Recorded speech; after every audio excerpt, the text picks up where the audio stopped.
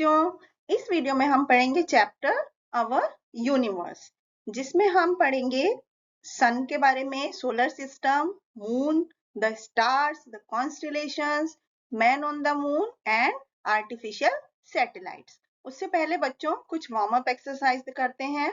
यहाँ पर कुछ पिक्चर्स दी गई हैं जिसको आपको आइडेंटिफाई करना है, पहचानना है और उनके नाम उसके नीचे दी गई स्पेस में मेंशन करना है।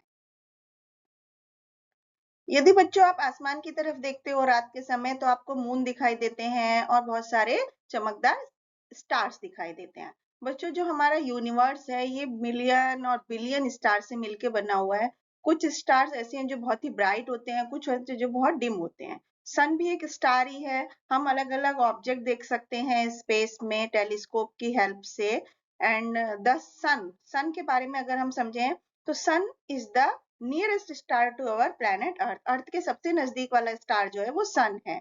ये लगभग 4.5 बिलियन साल से भी ज्यादा पुराना है और ये दूसरे प्लैनेट की तरह मूव नहीं करता है और इसकी अपनी लाइट और हीट होती है। और अर्थ और दूसरे प्लैनेट जो हैं वो सन के चारों तरफ एक फिक्स्ड पाथ में घूमते रहते हैं, जिसको कि ऑर्बिट बोलते हैं, और उन्हें सन की लाइट और हीट मिलती रहती है।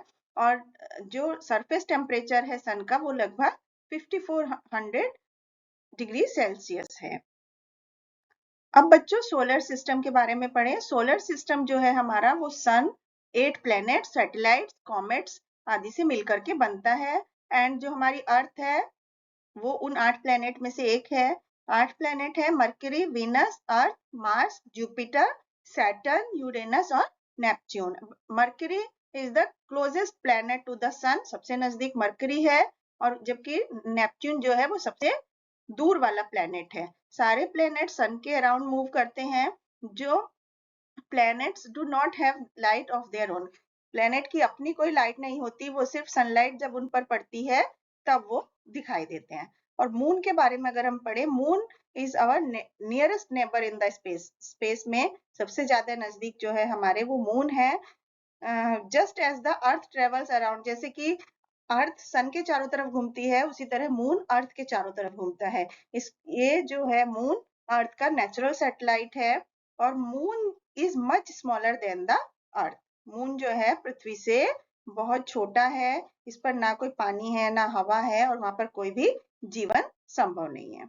Moon is the part of solar system, solar system का पार्ट है मून। और जो लोग हैं वो वहां पर जा भी चुके हैं और ये लगभग 3,84,000 किलोमीटर दूर है अर्थ से, और लगभग 27.5 डेज लगते हैं एक रोटेशन पूरा करने में ऑन इट्स एक्सिस इसको। And it takes the same time to complete 1 revolution around the earth, और अर्थ के चारों तरफ भी इसको एक रिवॉल्यूशन पूरा करने में लगभग सेम समय ही लगता है। मून की बच्चों अपनी कोई लाइट नहीं होती, ये सिर्फ सन की लाइट के रिफ्लेक्शन से चमकता है। जितनी लाइट पार्ट पर मून के लाइट पड़ती है सन की, सिर्फ उतना ही हिस्सा हमें दिखाई देता है। इसी वजह से फेजेस ऑफ मून होते हैं कि जिस दिन जिस एंगल से सन की लाइट मुंह पर पड़ रही है सिर्फ उतना हिस्सा हमको दिखाई देता है अर्थ से।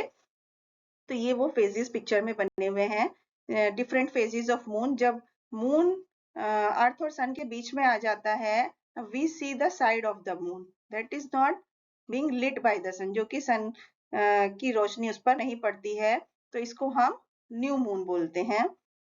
एंड कुछ दिनों बाद हम देखते हैं दूसरा न्यू मून देखते हैं, उसका पतला सा हिस्सा देखते हैं, इसको क्रीसेंट मून बोलते हैं। क्रीसेंट मून के बाद हाफ मून होता है और फिर गिबस मून होता है, और फिर फुल मून होता है। इस तरह से मून के अलग अलग फेजेस होते हैं।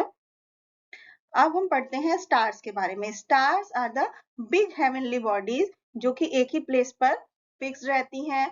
They have their own light, उनकी अपनी लाइट होती है। और stars are many times bigger than the sun, ज्यादातर क्या होता है सन से बड़े होते हैं स्टार्स, और वो हमें छोटे इसलिए दिखाई देते हैं क्योंकि सन से, क्योंकि वो हमसे ज्यादा दूर पर हैं।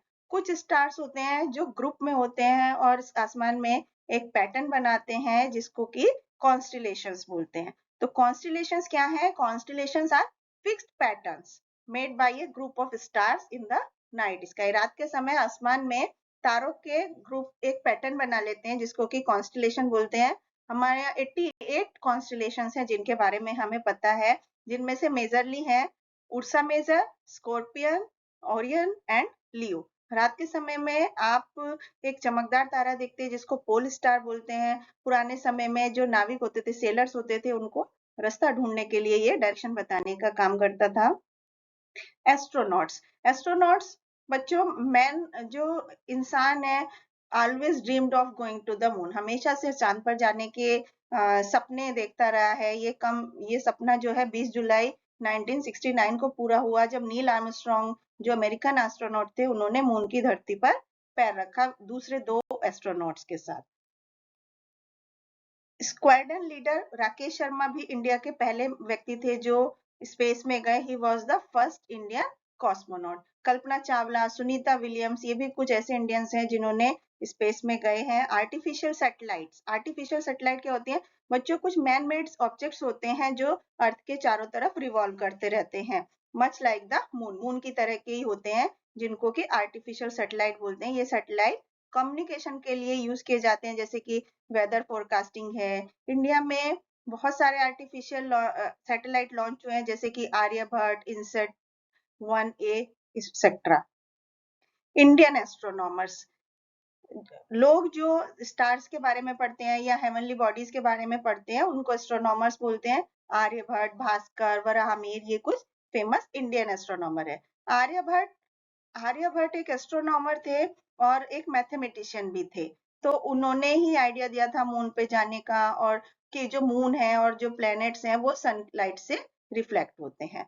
भास्कर भी दूसरे एक मैथमेटिशियन और एस्ट्रोनॉमर थे, और उन्होंने एक्यूरेट कैलकुलेशन बताई थी टाइम की कि अर्थ को अपने ऑर्बिट में कितना टाइम लगता है घूमने के लिए, 365.2588 डेज, और the modern accepted measurement is 365.2596। और Kalpana Chawla was the first Indian women to go into the space, और उन्होंने 1997 में और 2003 में स्पेस में ट्रेवल किया। ये सेकंड मिशन के टाइम पे शटल कोलंबिया उनका डिसइंटीग्रेट हो गया हवा में, और जब वो अर्थ पर वापस आ रही थी और वो उनकी डेथ हो गई।